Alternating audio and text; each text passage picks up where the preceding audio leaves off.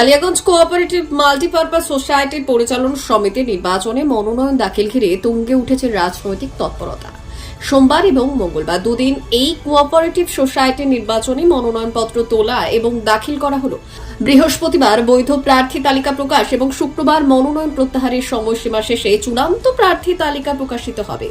আগামী 29শে সেপ্টেম্বর এই সমবায় সমিতির ভোট গ্রহণ এবং গণনার দিনক্ষণ ধার্য হয়েছে। নির্বাচন প্রক্রিয়া শুরুর প্রথম দিনেই সমবায় বাঁচাও কমিটি নামক বিরোধী জোট সোসাইটির দপ্তরে হাজির হয়ে মনোনয়নপত্র তুলে জমা দেয়।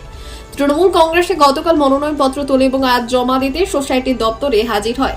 উত্তর দিনাজপুর জেলার বড় মাপের প্রাচীন সমবায় সমিতির মধ্যে অন্যতম একটি কালিয়াগঞ্জ কোঅপারেটিভ মাল্টিপারপাস সোসাইটি। 4টি রেশন দোকান, এলপিজি গ্যাস সরবরাহ, অফিস গোডাউন ভাড়ার ব্যবসা রয়েছে মাল্টিপারপাস সোসাইটির। 1948 সালে প্রতিষ্ঠার পর থেকে দীর্ঘদিন এই সোসাইটির পরিচালন ক্ষমতা কংগ্রেসি বোর্ডের হাতেই ছিল। শেষ নির্বাচিত বোর্ডের মেয়াদ সমাপ্তির পর থেকে বেশ কয়েক বছর ধরেই প্রশাসকের হাতে পরিচালিত হচ্ছে মাল্টিপারপাস সোসাইটি। কালিয়াগঞ্জ কোঅপারেটিভ সোসাইটির শেয়ার হোল্ডাররা ব্যালট পেপারে ভোটাধিকার প্রয়োগ করে বোর্ড অব ডিরেক্টর হিসেবে 12 জনকে নির্বাচিত করবেন। আজকে আমাদের কালিয়াগঞ্জ ব্লকের মাল্টিপারপাস যে সোসাইটি আছে, যেটা কালিয়াগঞ্জ শহরে যার অফিস, সেখানে আমরা নমিনেশন, আমাদের তৃণমূল কংগ্রেসের সমর্থিত যারা প্রার্থী তাদের নমিনেশন আমরা সাবমিট করলাম। আপনি ঠিকই বলেছেন যে এখানে সমিতি বাঁচাও বলে একটা কমিটি আমরা দেখলাম যে গতকাল নমিনেশন সাবমিট করেছে। আপনি খেয়াল করে দেখবেন, বা আপনারা যারা সাংবাদিক বন্ধুরা আছেন সবাই খেয়াল করে দেখবেন যে এখানে মাল্টিপারপাসে কখনো তৃণমূলের বোর্ড ছিল না। বিগত দিনে যে বোর্ড ছিল সেটা কংগ্রেসেরই ছিল। আর যে কংগ্রেসের নেতাগুলো যাদের মানে চিন্তা ভাবনায় এই নমিনেশন তারা জমা করেছে, মহাজোট বা সবাইকে নিয়ে যা বলছে, তাতে বিগত দিনে তারাই পরিচালনা করতো এই বোর্ডটাকে।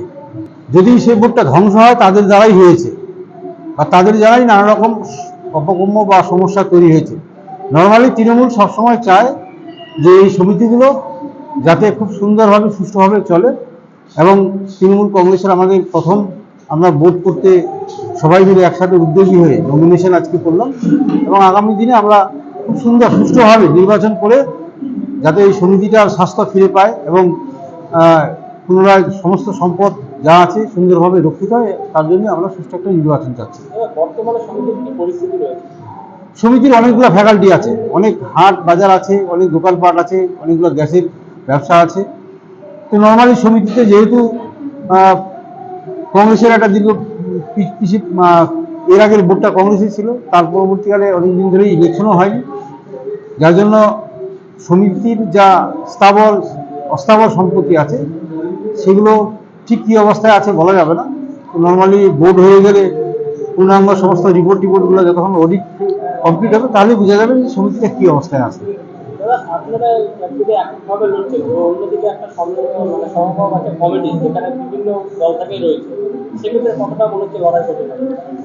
আপনি একটা জিনিস খেয়াল করবেন যে মানে যে ইউনিটির বা যে মানে যে টিমটা নমিনেশন করছে উল্টো দিকে, তাদের যখন মতের দিক দিয়ে বা তাদের নীতির দিক দিয়ে যখন কোনো মিল নেই, শুধুমাত্র স্বার্থের জন্য পার্টিকুলার একটা ইস্যুর উপর ভিত্তি করে সমিতিটাকে ইস্যু করে তাদের যে রাজনৈতিক মতাদর্শ সেটাকে দূরে রেখে তারা যখন একত্রিত হয়, ভাবতে হবে এখানে ওরা কিছু একটা চিন্তা ভাবনা নিয়ে নামছে, যেটা ওদের স্বার্থ মানে যে পার্টির গাইডলাইন্স তার কিন্তু একদম পরিপন্থী। তো নর্মালি আমরা বলবো এটা অশুভ আতাত। শুধুমাত্র সমিতিটার বিগত দিনে যারা সমিতির এই বিভিন্ন কংগ্রেসের বোর্ডের সময় অপকর্ম যারা করেছে তাদেরকে সেফগার্ড করার জন্য বা তাদেরকে আবার পাইয়ে দেওয়ার জন্য হয়তোবা এই অশুভ আতাত তৈরি হয়েছে, যেটাতে কোনো রকম নীতি আদর্শ বা কোনো রকম পলিসি কিছুই নেই। সেটাকে একটা সমিতি বাঁচাও কমিটি বলছে, এটা অবাস্তব জিনিস তৈরি করেছে। ন্যাচারালি মানুষ তার জবাব দেবে। আমরা সবাই মিলে, এখানে কোনো দল নেই। আজকে আমি বলছি ঠিকই, কিন্তু এটা আমার বলা উচিত নয়। আমাদের একটা মাল্টিপারপাস বাঁচাও কমিটি হয়েছে, তার সেই মাল্টিপারপাস বাঁচাও কমিটি সিদ্ধান্ত নিয়েছে যে আমরা মাল্টিপারপাসটাকে এনিহাও রক্ষা করব। এখানে আমরা দল, রং, বর্ণ কোনো কিছু দেখছি না। এখানে আমরা সবাই একমত হয়ে কিছু ভালো কোঅপারেটর যারা কোঅপারেটিভটা বোঝে তাদেরকে নিয়ে, মানে বর্ষিয়ান যারা নেতা তাদেরকে নিয়ে মাল্টিপারপাসটাকে বাঁচাতে চাইছি। কেন এই মাল্টিপারপাসটা তিলে তিলে কালিয়াগঞ্জের মানুষ গড়ে তুলেছে এবং কালিয়াগঞ্জের বাইরেও বহু জায়গার এখানে শেয়ার হোল্ডার আছেন, তারাও সহযোগিতা করেছেন। সেটা যাতে আমরা রক্ষা করতে পারি, এই গ্যাসটা যেন থাকে, এটা আমাদের কাছে সেন্টিমেন্ট, কালিয়াগঞ্জের মানুষের কাছে সেন্টিমেন্ট। প্রিয়রঞ্জন দাসবংশীর একটা প্রচেষ্টা, সেটাকে এরা ধূলিসাৎ করে দিতে চাইছে। সেই দিকে নজর রেখে আমরা কিন্তু এটা করছি। এখানে কোনো দল নেই, এখানে দলের বাইরে গিয়ে আমরা এই মাল্টিপারপাসটাকে বাঁচানোর জন্য আমরা কমিটি করেছি, নাম দিয়েছে কালিয়াগঞ্জ মাল্টিপারপাস বাঁচাও কমিটি। কতজন নমিনেশন আপনারা রাখছেন? আমরা এখনো পর্যন্ত 13 জনের নমিনেশন সাবমিট করেছি। 13 জনের নমিনেশন সাবমিট করতে আরো হয়তো 2-1 জন। কতদিন পরে এখানে ভোট হচ্ছে? এটা প্রায় 5 বছর পর, 5 বছর পরে, 4 বছর, ওই 20 সালে মেয়াদ শেষ হয়েছে। মানে 20 সালের পরে যদি সরকার নজর দিত বা ব্যবস্থা নিত তাহলে এই পর্যায়ে যেত না।